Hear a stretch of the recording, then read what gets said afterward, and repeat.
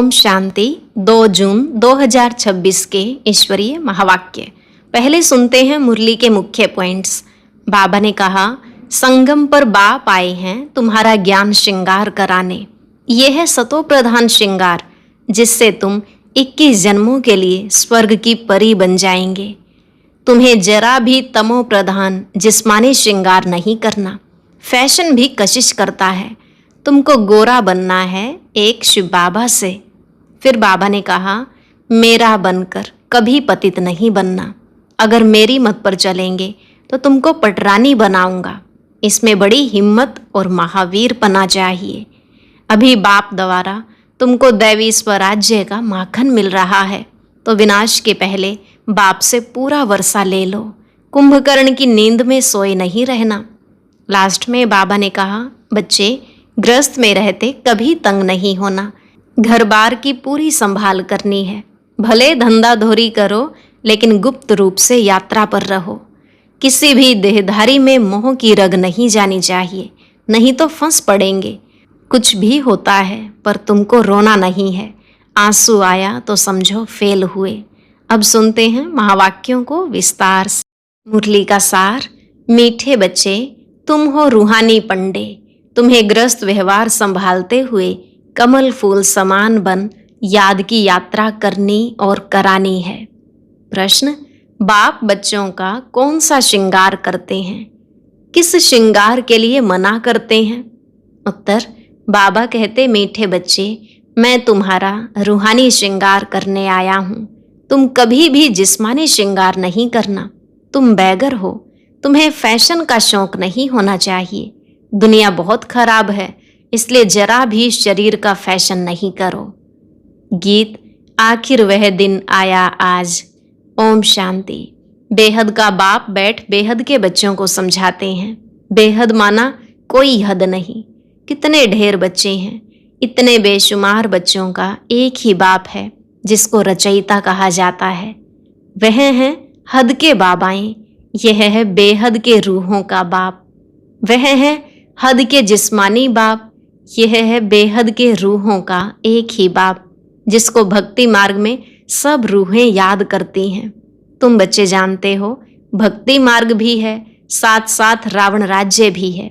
अब मनुष्य पुकारते हैं कि हमको रावण राज्य से राम राज्य में ले जाओ। बाप समझाते हैं, देखो, देवी देवता जो भारत के मालिक थे अब नहीं हैं। वह कौन थे यह भी अब तुम जानते हो। हम ही सतयुगी सूर्यवंशी घराने के मालिक थे। राजा रानी तो होते हैं ना। तुम बच्चों को अब स्मृति आई है। बाबा आया हुआ है हम बच्चों को राज्य भाग्य का वर्षा देने, विश्व का मालिक बनाने। बाप कहते हैं, अब सब भक्ति मार्ग में हैं। भक्ति मार्ग को ही रावण राज्य कहा जाता है। ज्ञान मार्ग सिर्फ एक बाप ही सिखाते हैं तुम बच्चों को। उस बेहद के बाप को भक्ति मार्ग में सब याद करते हैं। अभी तुमको 21 जन्म के लिए ज्ञान की राजधानी मिलती है। फिर आधा कल्प तुम पुकारेंगे ही नहीं। हाय राम, हाय प्रभु कहने की दरकार ही नहीं रहेगी। हाय राम तब करते हैं जब दुखी होते हैं। तुमको वहां दुख होता ही नहीं। अभी तुम जानते हो, यह भी खेल बना हुआ है। आधा कल्प है ज्ञान का दिन, आधा कल्प है भक्ति की रात। भक्ति हमको नीचे उतारती है। तुम बच्चों की बुद्धि में सीढ़ी का नॉलेज जरूर चाहिए। बाप समझाते हैं कि यह 84 जन्मों का चक्र है। इस चक्र को जानने से तुम चक्रवर्ती राजा बनेंगे। इसलिए बाबा चित्र भी बनवा रहे हैं, जिससे सिद्ध हो कि हम इस चक्र को जानने से 21 जन्म के लिए राज्य भाग्य लेते हैं। अभी तुम बहुत हो गए हो।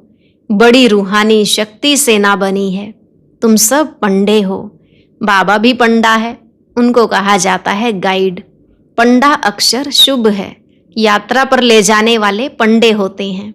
यात्री जाते हैं तो उनको एक गाइड मिलता है कि इनको यह सब दिखाओ। तीर्थ यात्रा पर भी पंडे मिलते हैं। बाप कहते हैं, जन्म जन्मांतर तीर्थ यात्रा करते आए हो। अमरनाथ पर जाते हैं, तीर्थों पर जाते हैं, परिक्रमा लगाते हैं। वहां जाने समय फिर वही याद रहता है। घर बार धंधे धोरी सबसे दिल हट जाती है। यहाँ तुमको समझाया जाता है अपने घर गृहस्थ में रहते हुए धंधा धोरी भी करते रहो और फिर गुप्त यात्रा पर रहो। यह कितना अच्छा है। जितना बड़ा धंधा करना है उतना करो, किसी को मना भी नहीं है। भल अपनी राजाई भी संभालो। राजा जनक को भी सेकंड में जीवन मुक्ति मिली। तुमको कोई बाहर की यात्रा आदि तरफ धक्के खाने की दरकार नहीं है। अपने घर बार की भी पूरी संभाल करनी चाहिए। जो सेंसिबल अच्छे बच्चे हैं वह समझते हैं हमको घर गृहस्थ में रहते कमल फूल समान रहना है। गृहस्थ व्यवहार में तंग नहीं होना चाहिए। कुमार कुमारियां तो जैसे सन्यासी हैं, उनमें विकार है नहीं, 5 विकार से दूर हैं। अभी तुम बच्चे जानते हो हमारा श्रृंगार ही और प्रकार का है, उनका और है। उनका है तमो प्रधान श्रृंगार, तुम्हारा है सतो प्रधान श्रृंगार, जिससे तुमको सतो प्रधान सूर्यवंशी राजाई में जाना है। बाप तुम बच्चों को समझाते हैं तमो प्रधान जिस्मानी श्रृंगार जरा भी नहीं करो। दुनिया बहुत खराब है। ग्रस्त व्यवहार में रहते फैशनेबल मत बनो। फैशन कशिश करता है। इस समय खूबसूरती अच्छी नहीं है। काले हो तो अच्छा है, कोई पंजा नहीं मारेगा। खूबसूरत पिछाड़ी तो फिरते रहते हैं। श्री कृष्ण को भी सांवरा दिखाते हैं। तुमको गोरा बनना है शिव बाबा से, वह गोरे बनते हैं पाउडर आदि से। कितना फैशन है, बात मत पूछो। साहूकारों की तो सत्यानाश है। गरीब अच्छे हैं, गावड़े में जाकर गरीबों का कल्याण करना है, परंतु आवाज करने वाले बड़े आदमी भी चाहिए। तुम सब गरीब हो ना, कोई साहूकार है क्या? तुम देखो कैसे साधारण बैठे हो। बंबई में फैशन देखो तो क्या लगा पड़ा है। बाबा पास मिलने आते हैं तो कहता हूं तुमने यह जिस्मानी श्रृंगार किया है, अब आओ तो तुमको ज्ञान श्रृंगार कराएं, जिससे तुम स्वर्ग की परी 21 जन्मों के लिए बन जाएंगे, सदा सुखी बन जाएंगे, ना कभी रोएंगे ना दुख होगा। अभी यह जिस्मानी श्रृंगार तुम छोड़ दो। तुमको हम ज्ञान रत्नों से ऐसा फर्स्ट क्लास श्रृंगार कराएंगे जो बात मत पूछो। अगर मेरी मत पर चलेंगे तो तुमको पटरानी बनाऊंगा। यह तो अच्छा है ना, तुम सब भारतवासियों को इस तमो प्रधान आसुरी दुनिया नर्क से भगाए स्वर्ग की महारानी बनाता हूं। तुम बच्चे समझते हो आज हम सफेद पोश में हैं, दूसरे जन्म में स्वर्ग में सोने के चम्मच से दूध पिएंगे। यह तो बहुत छीछी दुनिया है। स्वर्ग तो स्वर्ग है, बात मत पूछो। यहाँ तुम बैगर हो, भारत बैगर है। बैगर टू प्रिंस गाया हुआ है। इस भारत में ही फिर जन्म लेंगे। बाप ने हमको स्वर्ग का मालिक बनाया था। रात दिन का फर्क है।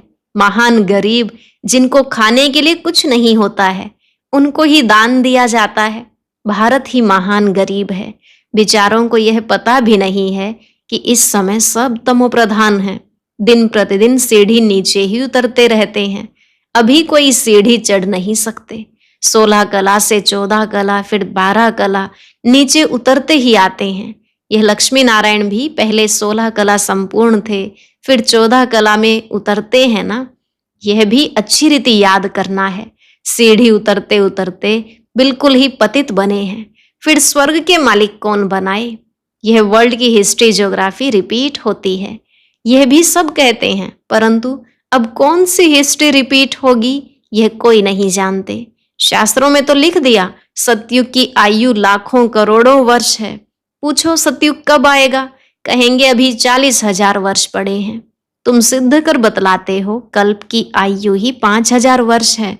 वह फिर सिर्फ सतयुग को ही लाखों वर्ष दे देते हैं। घोर अंधियारा है ना, तो मनुष्य कैसे माने भगवान आया होगा। वह समझते हैं भगवान तब आएंगे जब कलयुग का अंत होगा। अभी तुम बच्चे इन सब बातों को समझते हो। विनाश सामने खड़ा है। बच्चों को समझाया जाता है कि विनाश के पहले बाप से वर्षा ले लो, परंतु कुंभकर्ण की नींद में सोए पड़े हैं तो बेचारे हाय हाय कर मरेंगे।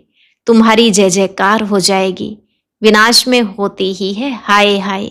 विपरीत बुद्धि हाय हाय ही करेंगे। अभी तुम हो सच्चे की औलाद सच्चे। नर्क का विनाश होने बिगर स्वर्ग कैसे बनेगा। तुम कहेंगे यह तो महाभारत लड़ाई है, उनसे ही स्वर्ग के द्वार खुलने हैं। मनुष्य तो कुछ नहीं जानते हैं। तुम्हारी बुद्धि में है, हमको अभी दैवी स्वराज्य का माखन मिलता है, वह आपस में लड़ते रहेंगे। हैं वह भी मनुष्य, तुम भी मनुष्य, परंतु वह हैं आसुरी संप्रदाय, तुम हो दैवी संप्रदाय। बाप बच्चों को सम्मुख समझाते हैं। तुम बच्चों के अंदर में खुशी रहती है। अनेक बार तुमने ऐसी राजधानी ली है जैसे अभी तुम ले रहे हो। वह आपस में दो बिल्ले लड़ते हैं, माखन तुमको मिलता है सारे विश्व की बादशाही का। तुम यहाँ आते ही हो विश्व का मालिक बनने। तुम जानते हो हम बाबा से योग लगाए कर्मातीत अवस्था को पाएंगे। वह आपस में लड़ेंगे, हम विश्व की बादशाही पा ही लेंगे। यह तो कॉमन बात है। वह बाहुबल वाले विश्व की बादशाही ले ना सके। तुम योग बल से विश्व के मालिक बनते हो। तुम्हारा है ही अहिंसा परमो दैवी धर्म। दोनों हिंसाएं वहां होती नहीं। काम कटारी की हिंसा सबसे खराब है, जो तुमको आदि मध्य अंत दुख देती है। यह किसको पता नहीं रावण राज्य कब होता है। अभी पुकारते हैं आकर हमको पावन बनाओ, तो जरूर कभी पावन थे ना। भारतवासी बच्चे ही पुकारते हैं, दुख से लिबरेट करो, शांति धाम ले जाओ, दुख हर कर सुख दो। श्री कृष्ण को हरि भी कहते हैं। बाबा हमको हरि के द्वार ले चलो। हरि का द्वार है कृष्णपुरी, यह है कंसपुरी। यह कंसपुरी हमको पसंद नहीं है। माया मचंद्र का खेल दिखाते हैं। यह तो तुम जानते हो, रावण का राज्य द्वापर से शुरू होता है। देवताएं जो पावन थे वह पतित होने शुरू होते हैं। इसकी भी निशानियां जगन्नाथपुरी में है। दुनिया में बड़ा गंद लगा हुआ है। अब हम तो उन सब बातों से निकल परिस्तान में जाते हैं। इसमें बड़ी हिम्मत महावीर पना चाहिए। बाबा का बनकर पतित थोड़े ही बनना है। वह समझते हैं स्त्री पुरुष इकट्ठे रहें और आग न लगे, यह हो नहीं सकता। इसलिए ही हंगामा करते हैं क्या स्त्री पुरुष को भाई बहन बनाया जाता है। ऐसा तो कहाँ लिखा हुआ नहीं है। पता नहीं यहाँ कौन सा जादू है। अरे तुम ब्रह्मा कुमारियों के पास जाएंगे और बस तुमको वहां बांध रखेंगी। ऐसे ऐसे वहां बहकाते रहते हैं। यह भी ड्रामा में नोंद है। जिनका पार्ट होगा वह कैसे भी आ जाएंगे, इसमें डरने की बात ही नहीं। शिव बाबा तो ज्ञान का सागर, पतित पावन, सर्व का सदगति दाता है। ब्रह्मा द्वारा पतित से पावन बनाते हैं। यह अक्षर ऐसे बड़े लिखे हों जो कोई भी आकर पढ़े, पवित्रता पर ही कितने विघ्न डालते हैं। बाबा कहते हैं बच्चे, किसी भी देहधारी में मोह की रग नहीं चाहिए। अगर कहाँ मोह की रग होगी तो फंस पड़ेंगे। यहाँ तो अम्मा मरे तो भी हलवा खाना। बाबा सामने बिठाकर पूछते हैं, कल तुम्हारा कोई मर जाए तो रोएंगे तो नहीं? आंसू आया तो फेल हुए, एक शरीर छोड़ दूसरा लिया, इसमें रोने की बात क्या है? दूसरा कोई सुने तो कहे मुख से अच्छा तो बोलो। अरे अच्छा ही बोलते हैं। सतयुग में रोना होता ही नहीं। यह जीवन तुम्हारा उनसे भी ऊंच है। तुम हो सबको रोने से बचाने वाले, फिर तुम कैसे रोएंगे? हमको पतियों का पति मिला है जो हमको स्वर्ग में ले जाते हैं, फिर नर्क में गिराने वाले के लिए हम क्यों रोएं? बाबा कितनी मीठी मीठी बातें सुनाते हैं वर्षा लेने के लिए। इस समय भारत का कितना अकल्याण हुआ पड़ा है। बाप आकर कल्याण करते हैं। भारत को मगध देश कहते हैं। सिंध जैसे फैशनेबल कोई होते नहीं, विलायत से फैशन सीख कर आते हैं। बाल बनाने पर आजकल लड़कियां कितना खर्चा करती हैं। उनको कहा जाता है नर्क की परियां। बाबा तुमको स्वर्ग की परियां बनाते हैं। कहते हैं हमारे लिए तो यहाँ ही स्वर्ग है, यह सुख तो ले लेवें, कल क्या होगा हम क्या जाने। ऐसे अनेक विचार वाले आते हैं। अच्छा, मीठे मीठे सिकिलधे बच्चों प्रति माता पिता बाप दादा का याद प्यार और गुड मॉर्निंग। रूहानी बाप की रूहानी बच्चों को नमस्ते। रूहानी बच्चों की रूहानी बाप दादा को नमस्ते नमस्ते, गुड मॉर्निंग। शुक्रिया बाबा, शुक्रिया। धारणा के लिए मुख्य सार। पहला पॉइंट, सच्चा सच्चा रूहानी पंडा बन सबको घर का रास्ता बताना है। शरीर निर्वाह अर्थ धंधा करते याद की यात्रा में रहना है। कार्य व्यवहार में तंग नहीं होना है। दूसरा, ज्ञान श्रृंगार कर स्वयं को स्वर्ग की परी बनाना है। इस तमो प्रधान दुनिया में जिस्मानी श्रृंगार नहीं करना है, कलयुगी फैशन छोड़ देना है। वरदान, बालक और मालिकपन के बैलेंस द्वारा युक्ति युक्त चलने वाले सफलता मूर्त भव। बालक और मालिकपन के बैलेंस द्वारा युक्ति युक्त चलने वाले सफलता मूर्त भव। बाबा ने कहा, जितना हो सके सर्विस के संबंध में बालकपन, अपने पुरुषार्थ की स्थिति में मालिकपन, संपर्क और सर्विस में बालकपन, याद की यात्रा और मंथन करने में मालिकपन, साथियों और संगठन में बालकपन और व्यक्तिगत में मालिकपन। इस बैलेंस से चलना ही युक्ति युक्त चलना है। इससे सहज ही हर कार्य में सफलता प्राप्त होती है, स्थिति एक रस रहती है और सहज ही सर्व के स्नेही बन जाते हैं।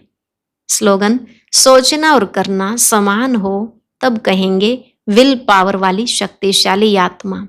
सोचना और करना समान हो तब कहेंगे विल पावर वाली शक्तिशाली आत्मा। अव्यक्त इशारे, सदा हर्षित रहने के लिए अपने नेचर को सरल बनाओ, सहनशील बनो। हर्षित रहने का गुण पुरुषार्थ में बहुत मददगार बन सकता है, लेकिन जैसे सूरत हर्षित रहती है वैसे आत्मा भी सदैव हर्षित रहे। इस नेचुरल गुण को आत्मा में लाना है। सदा हर्षित रहेंगे तो फिर माया की कोई आकर्षण आकर्षित नहीं करेगी, यह बाप की गारंटी है। लेकिन सदा हर्षित रहने के लिए अपनी रूहानी शान में रहना और सहनशील बन साक्षी दृष्टा हो माया के खेल को देखना। आज का अव्यक्त ज्ञान मोती सुनने के लिए ऊपर दिए गए बॉक्स पर क्लिक करें। अगर बॉक्स दिखाई नहीं दे रहा है तो ऊपर जो कॉर्नर में शो लिखा हुआ है उस पर क्लिक करें।